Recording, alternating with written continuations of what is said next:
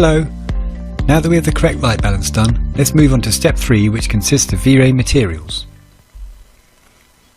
As we have learned, we're going to create a vray material from here. We'll start with the wall material.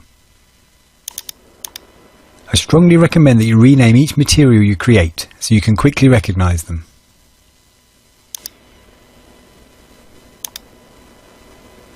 Especially as the scene gets bigger when the number of materials increases.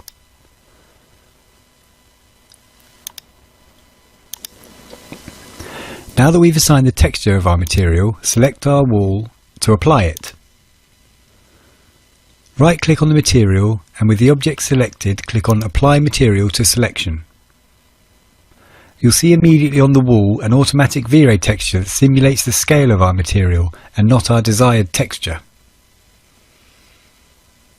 This texture is called vray texture helper. This shows the size of our image we want to apply.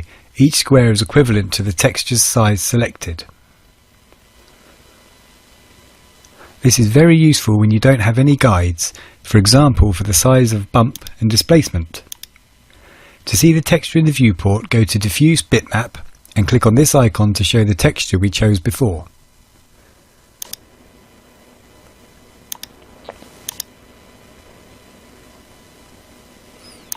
To change the scale or size of our texture, let's take advantage of the material editor from SketchUp, and from the Edit tab we set the new values.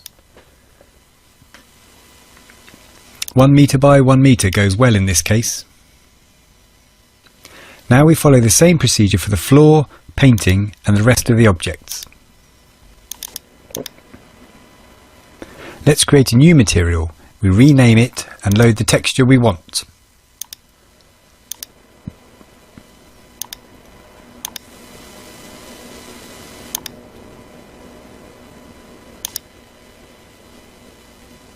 Select the object and apply the new material.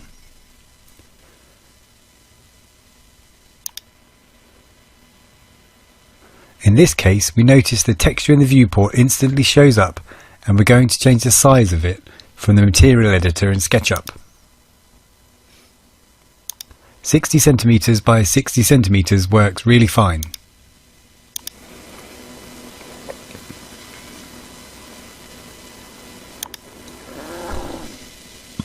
Very good.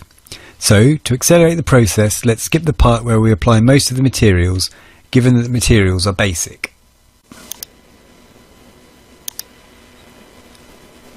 Now let's launch a test render to see if our exposure still works okay.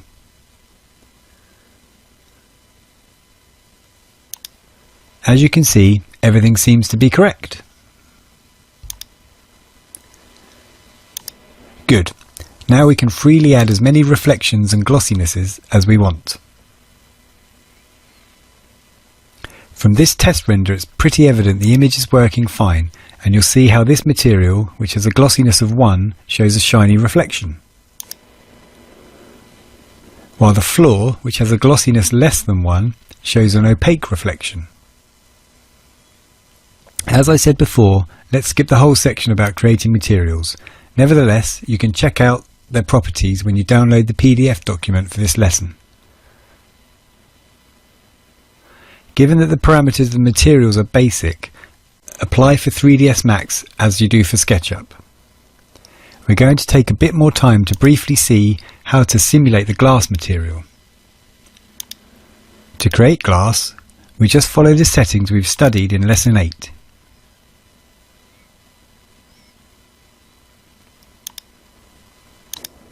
Diffuse colour will be black, and here we assign a grey colour for medium reflections.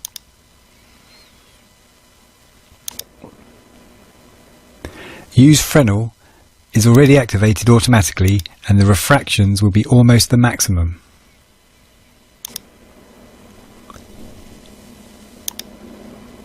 Select the object and apply the glass material.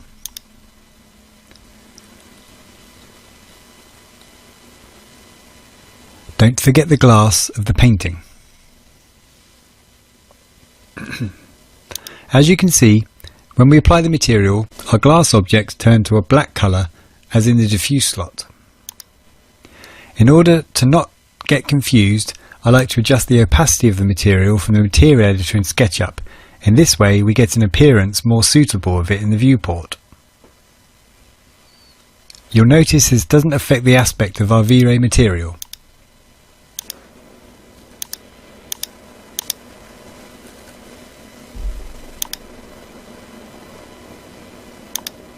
If we launch a test render, we can see the result is still being excellent. The only bad thing is that the fridge doesn't appear reflective, despite the fact it's got a plastic material on it. We need to find a way to enhance its reflectiveness by creating a suitable situation.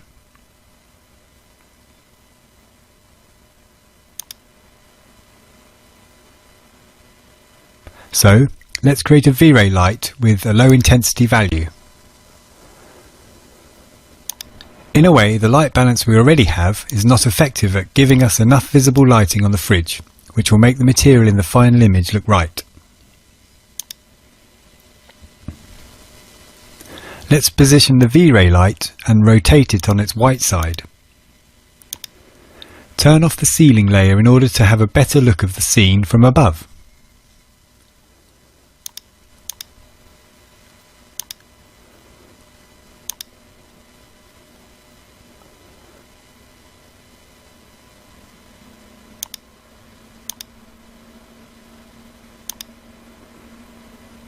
Rename it and give it a low intensity value.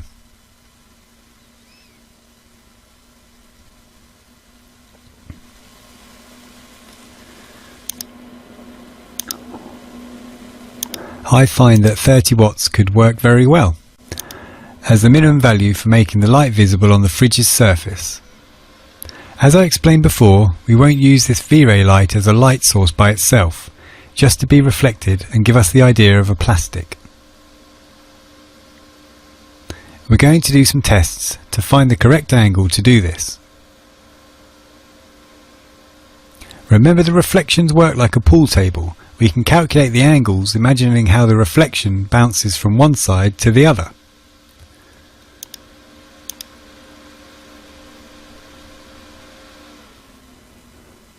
To be captured by our camera,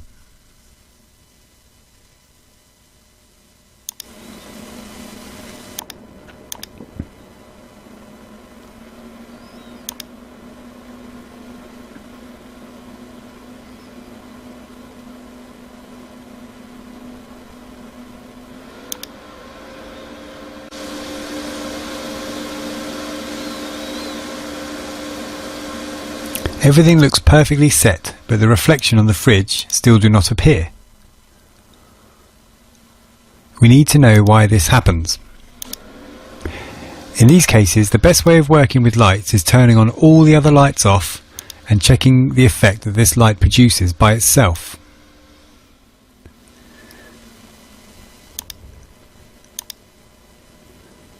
It's clear the incidence angle that we set is incorrect, so we're going to try some more times to find the right one.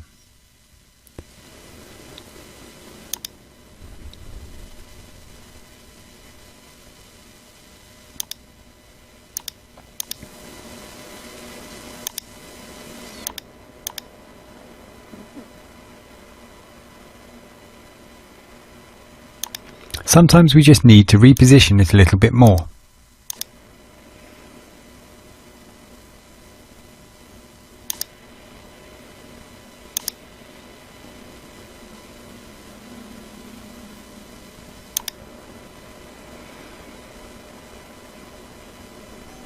Great! We start to catch a glimpse of the light, and we'll continue to find the correct position to make it obvious.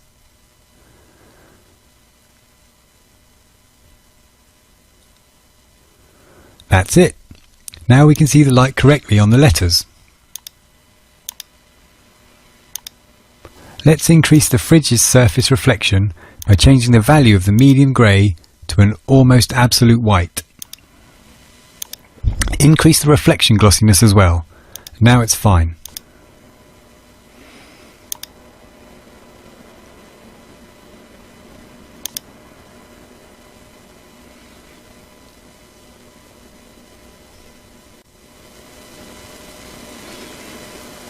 Now it's looking a lot more intense. time to turn on all the other lights and check if everything is working fine. Everything looks perfect.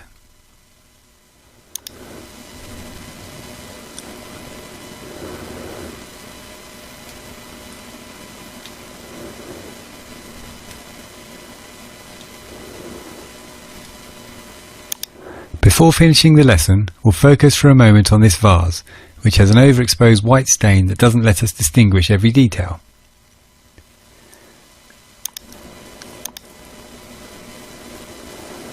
There are many ways of solving this problem. A quick way of doing so is by simply making the object darker.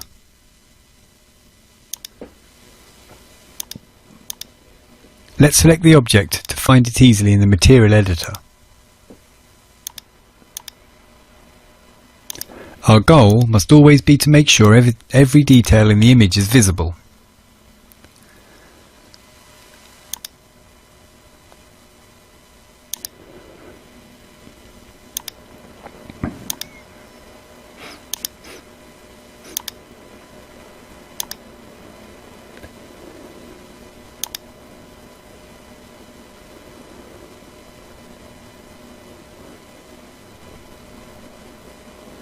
Actually, now we have more details than in the previous image, and this makes the image more interesting. I think we can adjust the object colour a little bit more, or if you wish, you can leave it as it was before.